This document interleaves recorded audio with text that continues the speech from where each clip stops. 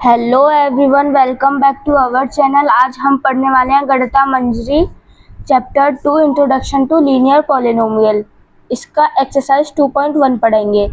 तो हमारा जो फर्स्ट क्वेश्चन है वो है find the degree of the following polynomial. हमारा पहला जो पॉलिनोमियल दे रखा है ये 2x² - 5x + 3। तो आइए इसका सॉल्यूशन देखते हैं। क्वेश्चन है 2x का होल स्क्वायर, तो होल स्क्वायर ये स्क्वायर जो दे रखा है ना, यही डिग्री है। कैसे लिखेंगे? इसे लिखेंगे द डिग्री ऑफ पॉलिनोमियल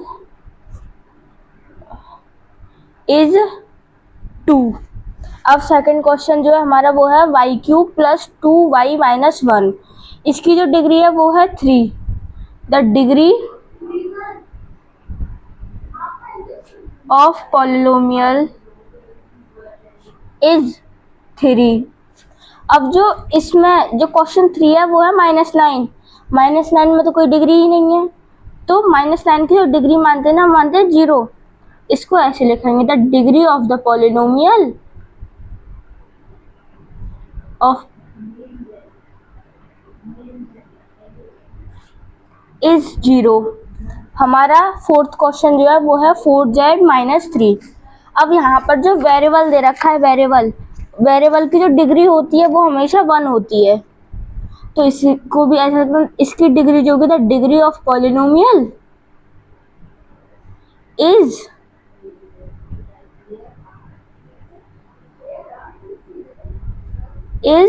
1। अब आ जाते हैं हम अपने क्वेश्चन 2 पे। क्वेश्चन 2 है हमारा right polynomials of degree 1, 2 and 3। Degree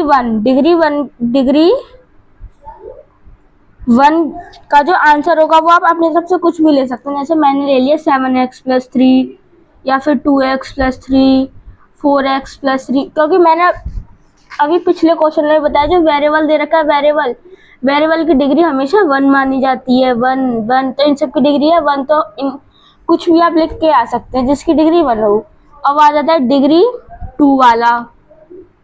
जिसकी डिग्री 2 हो तो 2 वाले में ऐसे लिखते हैं, जैसे हमने लिख लिया x² + 4x - 1 या फिर 3x² + 2x - 1। मतलब कहने का मतलब है ये यहाँ पे स्क्वायर आना चाहिए सबसे पहले। फिर x की वेरिएबल 1 आ गया, फिर यहाँ पे 0 आ गई। मतलब एक लाइन समझने, यहाँ पे अगर 2 फिर 1 फिर 0, तो हमारी जो मेन पॉइंट होगा वो होगा 2। हमारी यहाँ पे 2 बन रही है, यहाँ पे भी 2 बन रही है। अब देखते हैं डिग्री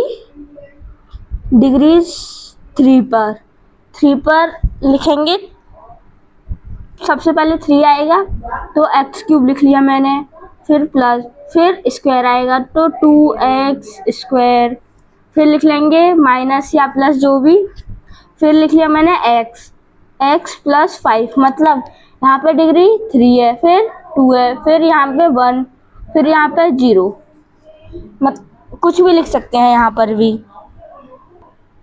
अब देखते हैं अपना क्वेश्चन 3। तो क्वेश्चन 3 हमारा what are the coefficient. Coefficient का मतलब जो होता है, जो x² है ना, जैसे कि कोफिशिएंट का मतलब जो होता है वो होता है कि यहाँ पे x² लिख रहा है तो इसका जो कोफिशिएंट होगा वो 1 माना जाएगा। अगर यहाँ पर 2x² लिख रहा है तो इसका जो कोफिशिएंट होगा वो 2 माना जाएगा। अब आगे देखते हैं क्वेश्चन क्या कह रहा है। What are the coefficient of x² and x³ in polynomial. जो हमें पॉलिनोमियल दे रखा है उसमें हमें x² का कोफिशिएंट और x³ का कोफिशिएंट बताना है। तो x³ का कोफिशिएंट तो ये रहा, x² ये रहा, x² ये रहा, तो x² का जो कोफिशिएंट होगा वो होगा 6। x² का कोफिशिएंट जो होगा वो होगा 6। हम एग्जाम में ऐसे लिख के आ सकते हैं कि the coefficient of x² is 6 और x³ का कोफिशिएंट जो होगा वो होगा हमारा 3। अच्छा चलो अपने अगले क्वेश्चन पे चलते हैं। हमारा अगला क्वेश्चन है वो है what is the coefficient of z in the polynomial. Polynomial हमें जो दे रखा है वो दे रखा है ये। अब ढूंढो इसमें z कहाँ है। ये x³ है, ये z² है, इसमें वेरिएबल ही नहीं है, मतलब z इसमें कहीं पर भी नहीं है। तो z की जो कोफिशिएंट होगा वो माना जाएगा 0। तो हमें एग्जाम में ऐसे लिख के आ सकते हैं कि देयर इज नो टर्म